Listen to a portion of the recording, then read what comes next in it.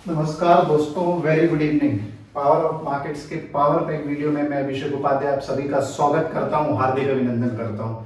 दोस्तों, ऑप्शन के माध्यम से अगर आप लखपति बनने का सपना देख रहे हैं तो आपको ऑप्शन स्ट्रेटजीज के अलावा जो ऑप्शन के इंपॉर्टेंट ग्रीक्स होते हैं उनको समझना अत्यंत ही महत्वपूर्ण है। ऑप्शन बाइंग और सेलिंग की कई महत्वपूर्ण स्ट्रेटजीज ऑलरेडी हम अपने यूट्यूब चैनल में बना चुके हैं और अब हमने ऑप्शन ग्रीक को आपको A to Z समझाने का जो है मुहिम चालू किया हुआ है और इसमें ऑलरेडी दो इंपॉर्टेंट ग्रीक्स ऑप्शन डेल्टा और ऑप्शन थीटा हम आपके सामने प्रस्तुत कर चुके हैं और आज उसी सीरीज में तीसरा इंपॉर्टेंट ग्रीक जो कि ऑप्शन बायर के लिए बड़ा ही इंपॉर्टेंट है और उस ग्रीक का नाम है गामा। हाँ दोस्तों, गामा जो है वो ऑप्शन बायर का मामा है, अर्थात मामा की तरह ऑप्शन बायर को लगातार सपोर्ट करता है। अगर आप ऑप्शन में बायर हैं और बाइंग स्ट्रेटजीज के माध्यम से ऑप्शन ट्रेडिंग कर रहे हैं तो आपको डेल्टा और गामा को हर हाल में समझना है और अगर आप ऑप्शन सेलिंग कर रहे हैं तो आपको थीटा डिके, टाइम डिके के कॉन्सेप्ट को हर हाल में समझना है। तो दो वीडियो ऑलरेडी हम बना चुके हैं और आज तीसरे वीडियो में आपके सामने प्रस्तुत हुए हैं। तो चलिए शुरुआत करते हैं और सबसे पहले गामा को समझने की कोशिश करते हैं कि बेसिकली ये जो ऑप्शन ग्रीक का गामा है ये होता क्या है। तो दोस्तों, आज जो हम बात करने वाले हैं वो गामा की बात करने वाले हैं। इसको इस तरीके से डिनोट करते हैं। तो ऑप्शन ग्रीक्स में गामा होता क्या है। तो दोस्तों, आपने देखा होगा कि जब अंडरलाइंग एसेट या बेस एसेट उसकी वैल्यू में चेंज आता है तो ऑप्शन के प्रीमियम में आपको बदलाव देखने को मिलता है। अर्थात अंडरलाइंग एसेट की जब वैल्यू बदलती है तो ऑप्शन प्रीमियम कितना चेंज होगा ये आपको डेल्टा बताता है। ये ऑलरेडी हम आपको समझा चुके हैं। तो option premium with respect to underline कितना चेंज होगा ये आपको डेल्टा से पता चल गया है। पर आपको ये कैसे पता चलेगा कि डेल्टा कितना चेंज होगा अगर अंडरलाइन एसेट में या बेस एसेट में जो बदलाव आ रहा है उससे डेल्टा की वैल्यू कितनी चेंज होगी। और डेल्टा की वैल्यू ऑलरेडी हम आपको बता चुके हैं कि 0 2 +1 होती है कॉल के केस में और पुट के केस में -1 होती है। अर्थात एट द मनी पे 0.5 होती है जो वो डेल्टा की वैल्यू होती है। अब दोस्तों, आपको ये पता चल गया कि डेल्टा की वैल्यू अगर आपने देख ली तो दूसरी चीज है कि ये वैल्यूज आपको नहीं निकालना, ये ऑलरेडी अलग अलग स्ट्रेटजी प्लेटफॉर्म्स जो होते हैं या अलग अलग फाइनेंशियल पोर्टल्स में ये आपको रेडीमेड मिलते हैं। तो आपको पता चल गया कि एट द मनी पे जो डेल्टा की वैल्यू है वो 0.5 है। तो अब ये 0.5 ये जो डेल्टा की वैल्यू है अंडरलाइन एसेट में चेंज आने से ये जो 0.5 है ये कैसे बदलेगा ये आपको गामा बताता है। एक बार फिर से समझा रहा हूं कि अंडरलाइंग एसेट या बेस एसेट की वैल्यू में उसमें जो बदलाव होता है उससे डेल्टा की वैल्यू कितनी चेंज होगी ये आपको गामा से पता चलता है। तो गामा जो होता है इसको rate of change of delta भी कहते हैं। रेट ऑफ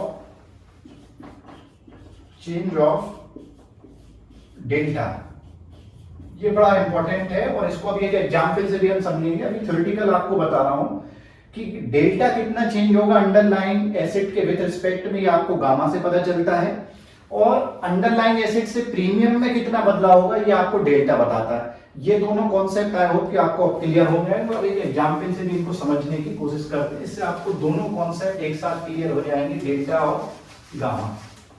एक एग्जांपल लेते हैं कि मान लीजिए निफ्टी जो है ये निफ्टी है, इसका स्पॉट प्राइस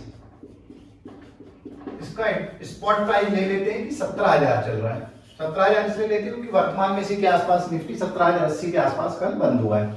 तो अब निफ्टी का स्पॉट प्राइस 17,000 है और एक स्ट्राइक प्राइस आपने 100 पॉइंट ऊपर ले लिया। 100 पॉइंट ऊपर आपको मालूम है कि स्ट्राइक प्राइस अवेलेबल होते हैं, तो आपने 17,100 का स्ट्राइक प्राइस अपन ने ले लिया और एग्जाम्पल के लिए ले लिया कि भाई इसका जो प्रीमियम है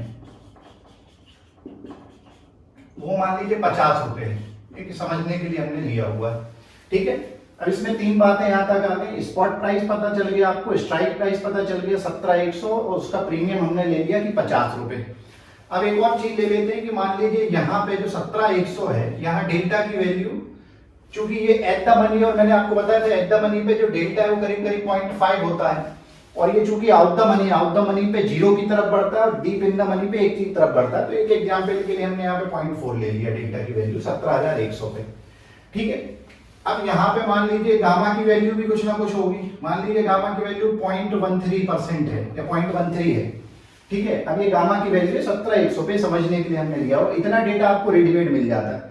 अब देखिए होता क्या है कि मान लीजिए आपने एक स्ट्रेटजी तैयार की और आपने 17,100 का कॉल बाय कर लिया है, क्योंकि आप ऑप्शन बायर हैं, 17,000 मार्केट चल रहा है, आपको लगा मार्केट ऊपर जा सकता है, आपने 17,100 का कॉल बाय कर लिया। अब जब आपने कॉल बाय किया उस समय आपको प्रीमियम 50 रुपए थी, यहां तक बात क्लियर हो गई।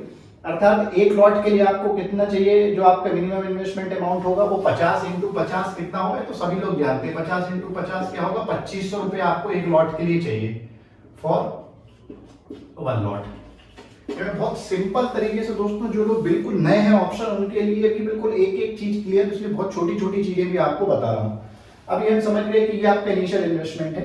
अब हुआ क्या कि मार्केट 17,000 से बढ़ा, और इस केस में आपको ये समझना है कि भाई ये जो है आपका ये एट द मनी है, ठीक है, और ये हो जाएगा आपका आउट द मनी, ठीक है। अब मार्केट 17,000 पे खड़ा था और 17,100 पे आ गया। अब मार्केट जैसे ही 17,000 से 17,100 पे आया तो इसमें जो बदलाव हुआ स्पॉट में वो 100 पॉइंट का हुआ, ठीक है, और इसकी प्रीमियम 50 रुपए खड़ी थी। पर ये प्रीमियम कितनी बढ़ेगी ये आपको डेल्टा बता रहा है, डेल्टा की वैल्यू 0.4 है। तो अब न्यू प्रीमियम 17,100 की कैसे निकालोगे आप? न्यू प्रीमियम का जो फॉर्मूला बनेगा न्यू प्रीमियम का, वो दोस्तों बनेगा old premium, old premium plus आपका बदलाव कितने का हुआ, 100 पॉइंट का, और डेल्टा कितना है प्रीमियम में आपका बदलाव कितने का, 100 पॉइंट आया यहां से, और डेल्टा कितना था आपका 0.4 था, ये मैंने ऑलरेडी एग्जांपल में दे दी। ये नया फॉर्मूला बन गया 17,100 पे जब मार्केट आ गया, तो अब जो नया प्रीमियम कैलकुलेट है वो इस तरीके से होगा। तो ओल्ड प्रीमियम आपका कितना है 50, और ये यहाँ पे मल्टीप्लाई आप करोगे तो ये हो जाएगा 400, तो 40, तो नया प्रीमियम आपका आ जाएगा 90 रुपीज का। यहां तक बात आपको मेरे ख्याल से समझ में आ गई होगी। इससे आपको ये पता चल गया कि अगर आपको डेल्टा की वैल्यू पता है और आपका स्पॉट और स्ट्राइक प्राइस के बीच में मूवमेंट कितने पॉइंट का वो, उसका मल्टीप्लाई करके पुरानी प्रीमियम में आप जोड़ देंगे तो आपको नया प्रीमियम आ गया 90 रुपए। यहां तक बात समझ में आ गई, ठीक है। अब मैं इसको थोड़ा सा मिटा रहा हूं। अब होगा क्या कि चूंकि ये आपको पता चल गया कि भैया मार्केट कहां 17,100 पे खड़ा है। अब मार्केट 17,100 पे जब आ गया, इधर पे मार्केट आ गया 17,100 पे, तो अब ये जो 17,100 है, अब यहां पे चूंकि मार्केट आ गया तो अब ये एट द मनी बन जाएगा। ये क्या हो जाएगा आपका एट द मनी, ठीक है।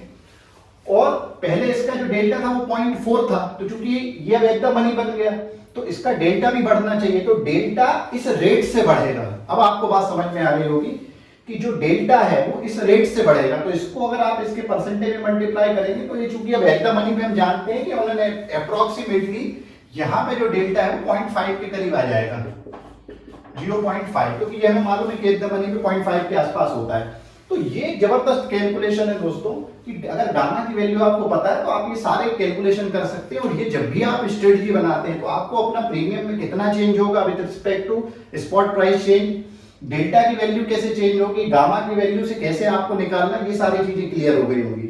तो एक बार समराइज कर रहा हूं। डेल्टा आपको ये बता देता है कि भाई स्पॉट प्राइस में चेंज होने से आपके ऑप्शन के प्रीमियम में क्या चेंज होगा, और गामा ये बता देता है कि भाई जो डेल्टा की वैल्यू है वो अंडरलाइंग एसेट में चेंज होने से कितनी चेंज होगी।